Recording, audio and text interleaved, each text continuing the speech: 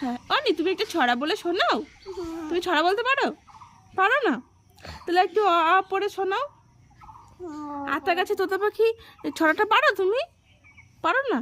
তুমি কি কি পারো? কিছু পারো না? তুমি লজেন্স খেতে পারো? লজেন্স খেতেও পারো না? তোমার বান্ধবীর নাম কি? কি কি নাম তোমার বান্ধবীর? ওদের বাড়ি কোথায়? ওদের বাড়ি অনন্য বাড়ি একটা পাড়ায়। আচ্ছা, ওখানে কি আছে?